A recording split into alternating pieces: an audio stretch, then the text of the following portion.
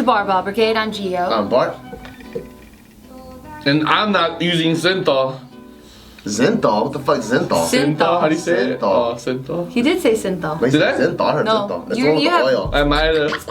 Nah, you said it right. Do I look like I do? Yeah. I know.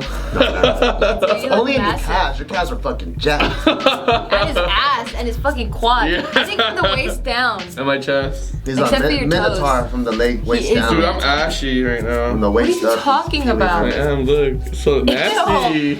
Anyway, so today's topic, how important do you guys think it is to experiment with different...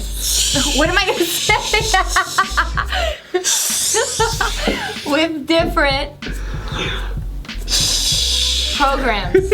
Damn. I think it's super important. Oh yeah. I Tell agree. me about your recent experience, because you just did Westside for a little bit. Oh And yeah. now you're doing more of a DUP style. Yeah. program, right? So I did Westside or Conjugate with Mike James, another coworker of mine. Really smart guy. I haven't been this pain free in a long time. Like I used to have really bad tendonitis. Like my lower back used to hurt a lot, but like his accessory work was amazing, and like my lifts all got really explosive because of him. I did a lot of bands and chains, and people don't know how to use them, and I feel like people like criticize them a lot, like, oh, you should be only lifting free weight, and I'm gonna have to disagree just because I did it myself. Like I learned so much that I still implement now. And I feel like it's very, very important because you're gonna learn to address certain things that you might have not known before. Like, can you give us an example of what you learned? Yeah, so I learned a lot about like the lack of hamstring that I have, the lack of lower back strength that I have because I have a big ass. How did you And find that out? Because of the accessory work that I was doing, that like reverse hypers, I would do 100 like 3 or 4 times a week. What's a reverse hyper for? So a reverse hyper is literally a machine where you lean your torso on kind of like this. Yeah. And like all you're gonna do is use like a pendulum effect, and it's gonna target some of your hamstrings. Yeah, it's gonna target some of your hamstrings and some of your lower back erectors, and that shit really got my lower back strong. Like Cool. I have no pain on my back. Like I've been pain free from tendonitis for a long time, which is really cool. But again, it was just band work and like chain work, and I definitely became more explosive. Like my bench went up to 295 with Mike James, which is really cool too. That's really good. Yeah, That's like a how many pound jump? man, like from like bad form, like at least 60 pounds. Oh shit.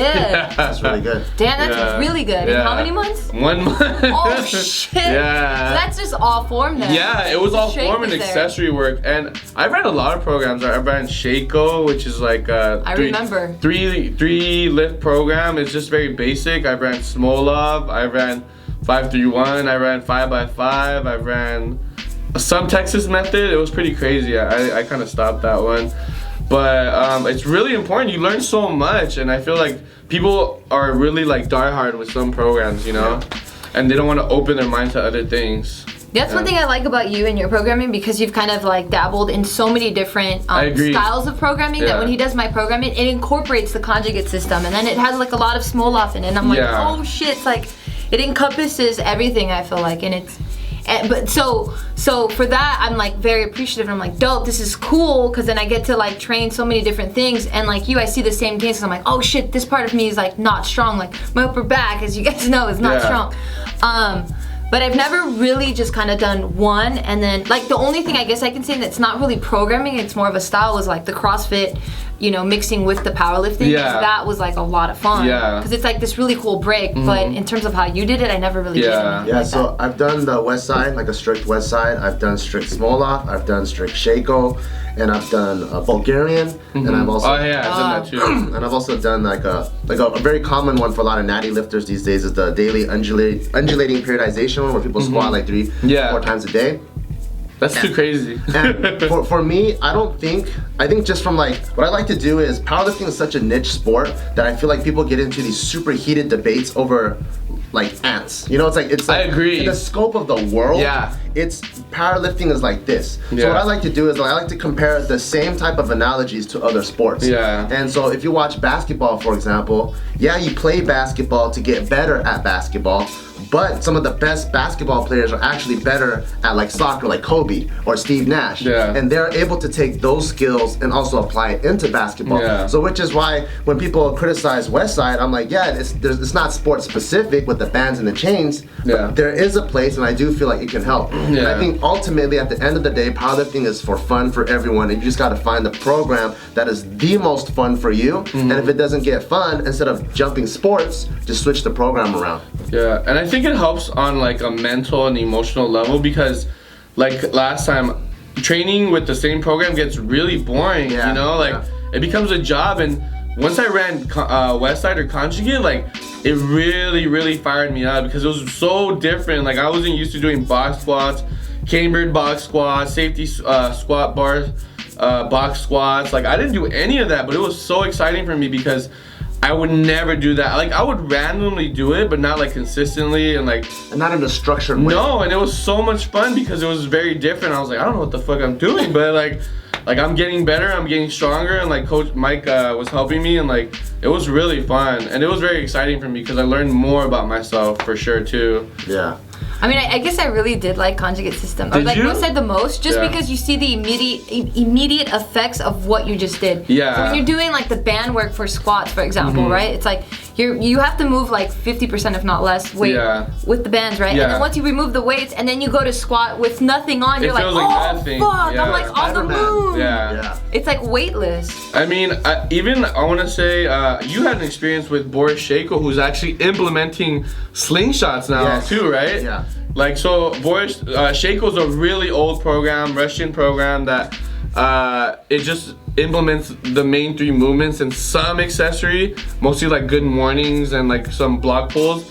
But now like he's even saying that it's very important to have an open mind because that's gonna help you reach a new level because you always have to have an open mind to change like I don't know, like your form or just the direction that you're heading towards. Like you just need variety to really improve, I think. It's kind of ironic that you mentioned people have like these discussions or like these crazy debates like this program is better than this and this, but ultimately the people that started these programs had to have that open mind that you're talking about so that they can discover that, oh shit, this actually is helping me with like my leverages or with my weaknesses. So it's like, of course, try to approach this with an open mind, and you have to be creative as fuck. One thing I like to, the one way I like to view success is if you look at any industry and you look at the most successful people in that industry, more likely than not, everyone got there a different way. Same thing with powerlifting. You have the top guys, some guys run this, some guys run that. Yeah. And if all these top guys can run different things, so can you. Yeah. So there's no like 100% Bible, and there's no reason to treat it like a religion where you guys have to argue. Yeah. You know, at the end of the day, we all share the same gym, and it's just a fun and enjoyable time to train Yeah, together. I think that's kind of the beauty of it is that there's just so many directions. They're like infinite. And like you can get towards the same goal in so many different ways, and I think that's the fun part about it, you know, like again, like you said, none of the top lifters are running the same program. Like they're each doing their own thing and they're getting freaking strong, so can we. So there you have it. Hope you learned a little thing or two from this video. Go ahead, write comments below. If there's anything you guys want to talk about or want us to talk about, go ahead and write in the comments below. Like the video, subscribe, and Deuce. Ain't nothing wrong with this chemistry. Ain't nothing wrong with this place for me. And time tell the test of pedigree. She's internally competitive. Yeah. So I like, you know, like depending on the animal you're trying to lead, you have to provide the right fruit. Hell yeah. So if Hell like yeah. internally you might want to have a cabbage. Look at my hands, I'm like, yes! Yes! my precious. For her, My precious. but for her, if I'm like, hey, last week you squatted 185, this week you gotta do 190, she'll be like, I don't give a fuck, I'm gonna go do 135. But if I'm like, hey, did you see freaking Jane? Hey, I squat more than that, by the way.